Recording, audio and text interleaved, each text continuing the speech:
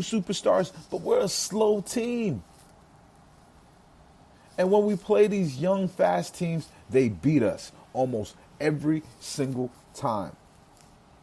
Which is why I've been saying the Nets don't have guys who can run and jump. That's why I keep saying things like adding Jared Dudley to be our locker room Svengali. These are ridiculous basketball takes.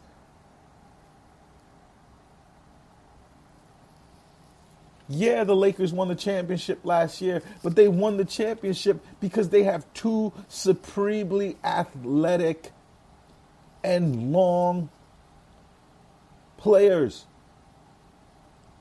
And they added other athletic players to that. And some basketball IQ and some guile. Yeah. Right? But they started with athleticism. And if I last checked, this is an athletic sport. This is a sport that requires that you have players on it that do more than shoot threes. So Sean Marks, I'm gonna give you some advice. And I'm gonna tell Net fans, don't put this on Steve Nash. I know, it sounds like I'm a super Steve Nash supporter. No, trust me. I'm storing up all the evidence to get Ime Udoka in there as the head coach. It's not that time yet. I will say this. Ime is screaming his head off on that sideline. He's mad about something. He's trying to get Steve Nash to listen about something. Watch Ime Udoka on the sideline. He knows what it takes. Right? This defense is not his fault. This defense is Sean Marks' fault, who thought the smart thing to do when you already have Taurean Prince is to add the light-skinned Taurean Prince. If you look at him, it's the same fucking dude. Just light-skinned. And no dreads. Long face, big forehead, can't make a layup. Yes. We have our ID match. New York City's, our problems is not coaching.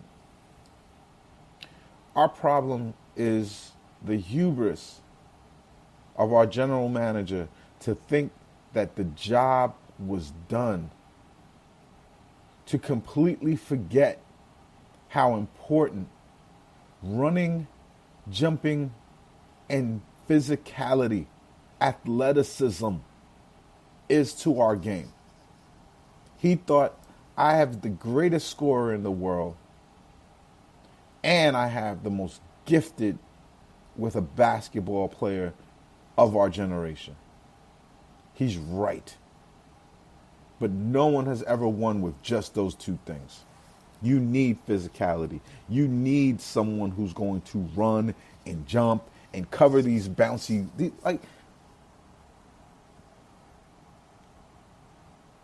if anything that this game taught you, or should have taught you, it should have been that, one, we need a backup point guard. Two, we are slow. We play very fast, but we are slow. This is a slow basketball team.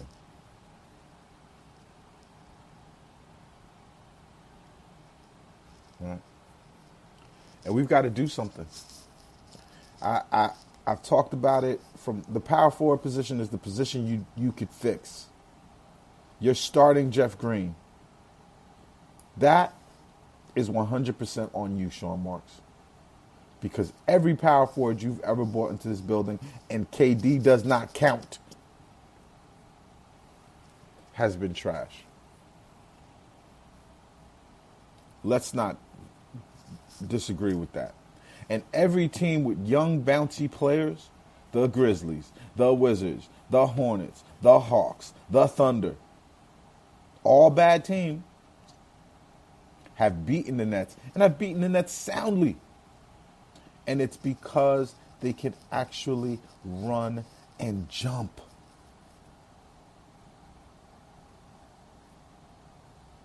It is because they can actually be physical. See Lugens door. All right, let's do our three things. We can keep this one short. We know what happened. We lost. We lost, and we deserve to lose. So let's start with the stat of the night. Right. We're gonna have to go to the other side of the team for the stat of the night. Right. That most just was so telling about this game. Right. Lugens Dort and Darius Baisley started this game. They both were -4, -7.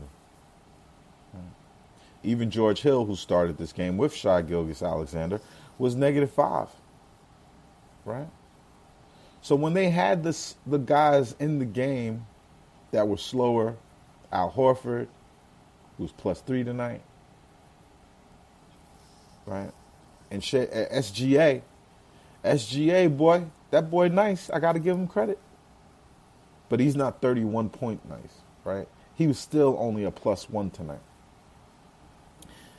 The guys that killed us, and killed us in a major way, was Hamidou Diallo, +17. Super athletic, jumps out of the gym. Baller from Queens.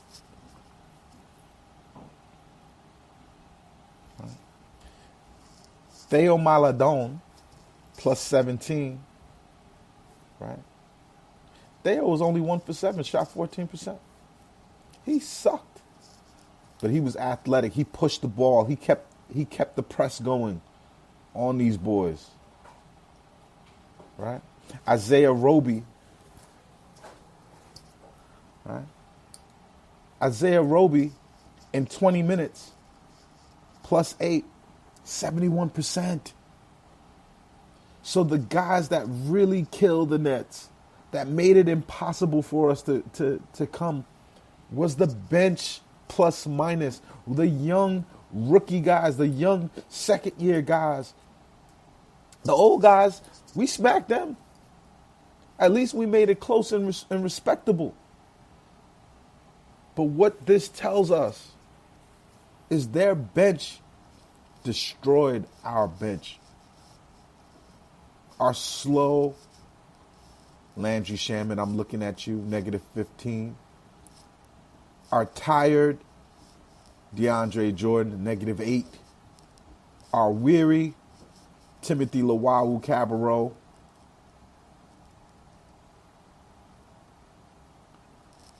and our consummately trash Taurean Prince. This game was won. The stats tell us this game was won by the second team. We lost this game, right? By 13.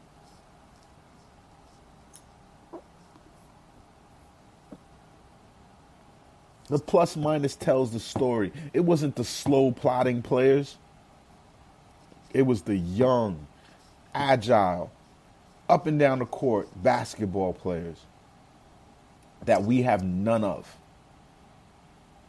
We banished maybe our most apt to guard those guys. We banished that kid. That kid is done in a Nets uniform. And that's Rodions Caruth. They have no use for him. And it's because, and I blame our media for this. Our media, when you tell them, yeah, what happened to the Nets in the 2018-19 season? oh yeah, get, that guy, man, it was just such a good team, and then you had the guys off the bench with such veteran leadership that helped the young team just, overcome. And bullshit. And the people who cover the Nets, just because they like to get quotes from dumbass Jared Allen, who's always willing to just in front of any microphone that he could get in front of. This fucking theory that was because we had good veteran leadership in the locker room. Ed Davis. Ed Davis was good for us. But he wasn't why we won. When they put Rodions Caruth in that team, we went 22-5. They had never played him. They had banished that kid. And when they gave up as an organization, they said, you know what, we'll get a good draft pick and it'll be all right. When they let go of the rope, D'Angelo Russell went off. When they let go of the rope, Rodions Caruth went off. Let's not forget that history. Let's not get that twisted. This team, I don't even know why. We have not seen him play.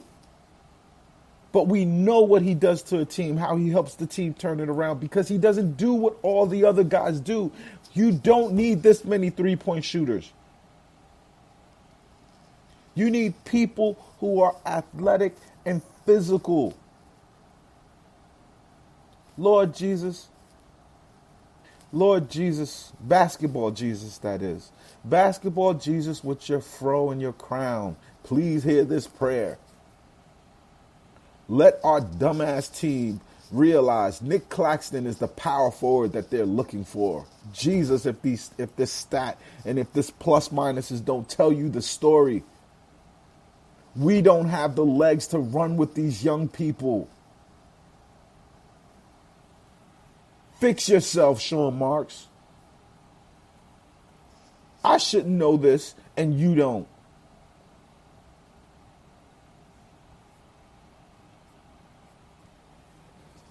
The player that most typified the way this game went. Hard to go past Kevin Durant because he was the best player on the floor last night. 36 points, 11 of 21, 10 rebounds, double-double. Right. Did his thing, man. It hurts my heart to see KD go through this. But part of it is your own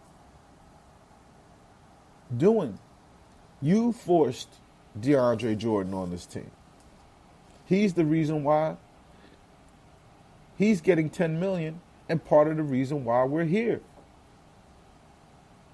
It is your fault, too, as we hear in the media, that we have Taurean Prince.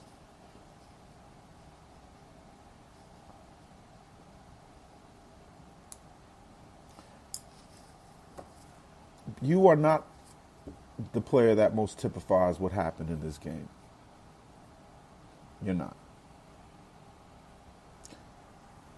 The person that most typifies, the player that most that has the biggest fingerprints on this game is Landry Shamet. 1 for 5, -15. He's so unathletic. He can't finish at the basket. He is the exact same thing as Taurean Prince. Worse than that, he's not athletic. He's not very strong.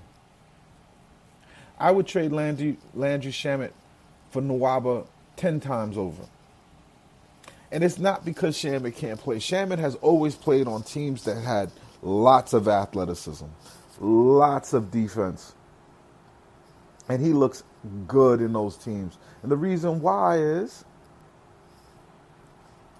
he's surrounded by athletes. But on the Nets, he's just food. He's just food for these kids. And they ate him alive. Diallo It's not like Hamidou Diallo's having that great of a season. 12-5.